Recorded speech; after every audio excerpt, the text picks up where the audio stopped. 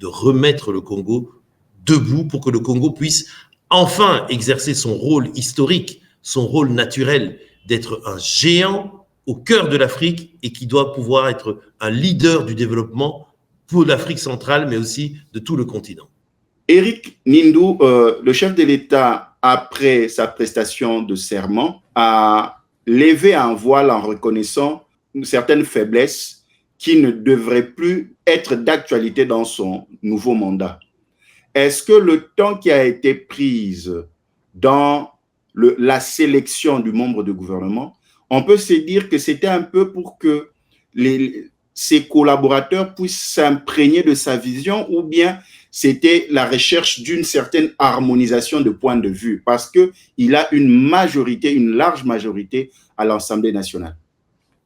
Voilà, donc oui, Symphorien, comme vous le disiez, et vous faites allusion au discours du 20 janvier dernier du président Tshisekedi lors de son investiture dans le stade des Martyrs à Kinshasa, dans une ambiance, comme vous vous souvenez, de ferveur populaire, et il avait dit « on ne va pas reproduire les erreurs du passé ». Et ça, c'est tout à son honneur, parce que l'on le sait que toute œuvre humaine est imparfaite. Le tout, c'est d'avoir la volonté de faire mieux, de corriger ses erreurs, si on remarque qu'il y a eu des erreurs, et de mettre en place un cadre pour que ces erreurs ne se répètent pas. Comme disait Einstein, le pire, c'est de faire toujours la même chose, sachant que le résultat n'est pas bon. Mais cette fois-ci, ce qu'on fait, s'il y avait eu des erreurs dans le passé, on ne va pas refaire la même chose, on va changer. Mais globalement, le bilan du premier mandat était positif, puisque la preuve, les Congolais ont redonné leur confiance au président. Donc s'il y a eu des erreurs, c'est vraiment à la marge, quelques erreurs que le président, justement, s'est engagé à corriger. Donc, ça, c'est pour ce qui concerne le volet des erreurs à corriger. Et tout est mis en œuvre pour que ces erreurs ne se répètent pas lors de ce second mandat. Deuxième chose, vous parlez de la question du temps d'attente entre le 1er avril, la nomination de Mme Judith Suminwa-Tuluka comme première ministre, et ensuite, dans la nuit, disons le 29 mai dernier, l'annonce de la liste des 54 membres du gouvernement.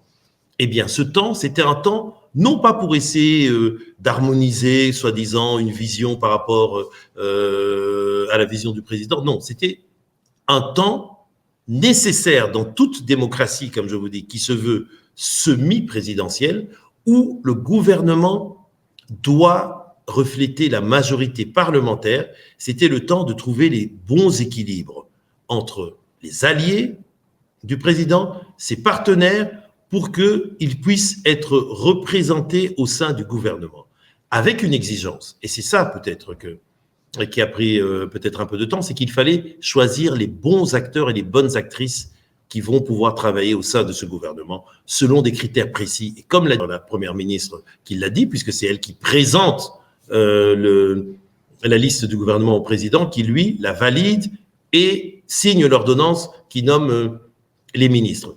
Ils ont dit que c'était des critères non seulement de compétence, c'est-à-dire ces gens doivent être des gens compétents, des gens qui ont une certaine expérience dans le domaine qui va leur être attribué, et puis des gens qui ont aussi une intégrité morale, une probité. Ça veut dire des gens qui sont honnêtes et qui ont le sens du service de l'État. Et donc, comme je disais, M. Symphorien, donc la formation du gouvernement, justement, elle devait se faire par une harmonisation donc, des forces en présence au Parlement, cette majorité obtenue par le président Tshisekedi, avec ses alliés et ses partenaires qui forment cette grande famille qui est l'Union sacrée de la nation. Donc, ça devait refléter ça au sein du gouvernement. Mais bien sûr, comme je dis, ces animateurs ont été choisis sur des critères bien précis.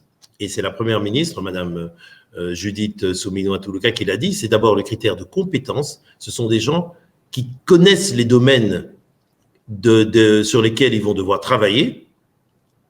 Ils doivent avoir une certaine expérience. C'est des gens qui ont déjà travaillé, qui connaissent soit une expérience dans le privé, soit une expérience dans le public.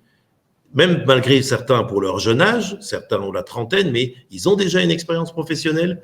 Et puis aussi, c'est des gens qui ont été choisis sur des critères de réelle intégrité morale et de probité. Donc, c'est des gens qui sont conscients du devoir de servir la nation, de servir l'État et d'être surtout au service du peuple.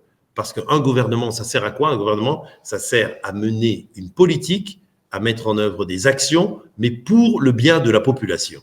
Et c'est en ça la vision du président Tshisekedi. Servir le peuple congolais, développer le pays pour améliorer le vécu de la population congolaise. Donc voilà comment a été choisi le gouvernement. Il ne s'agissait pas de tergiverser, non. Il s'agissait de choisir les hommes et les femmes qu'il faut à la place qu'il faut.